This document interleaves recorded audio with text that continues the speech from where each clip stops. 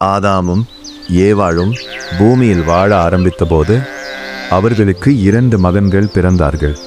முதலில் பிறந்தவன் காயின். பின்னர் அவன் தம்பி ஆபேல். ஆபேல் ஆடுகளை மேய்ப்பவனாக இருந்தான்.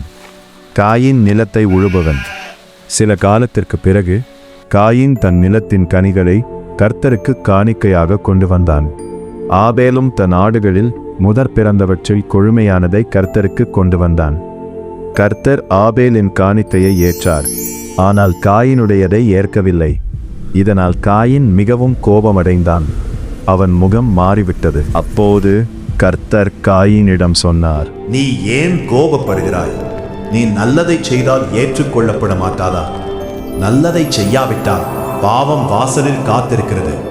அது உன்னை ஆழ விரும்புகிறது, ஆனால் நீ அதை அடக்க வேண்டும். ஒரு நாள் காயின் தன் தம்பி ஆபேலை வயலுக்கு கூட்டிச் சென்றான். அங்கே அவன் தன் தம்பியை எதிர்த்து எழுந்து அவனை கொன்றான். பின்னர் கர்த்தர் காயினிடம் கேட்டார், உன் தம்பி ஆபேல் எங்கே? நீ என்ன செய்தாய்?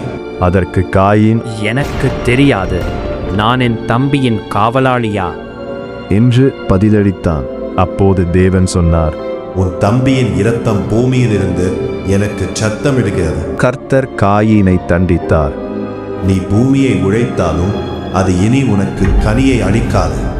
நீ பூமியில் அலைந்து திரியும் ஒருவனாக இருப்பாய். காயின் தேவனிடம் சொன்னான், என் தண்டனை மிகவும் கடினமாக இருக்கிறது. யாராவது என்னை கண்டால் என்னை கொல்லுவார்கள். அப்போது கர்த்தர் அவனை பாதுகாக்க ஒரு அடையாளம் வைத்தார், யாரும் அவனை கொல்லாதபடி. அதன் பிறகு காயின் கர்த்தரின் சந்நிதியை விட்டு வெளியேறி ஏதேன் கிழக்கே இருக்கும் நோர்த் தேசத்தில் குடியேறினான். தேவன் காணிக்கையை அல்ல, மனதை பார்க்கிறார்.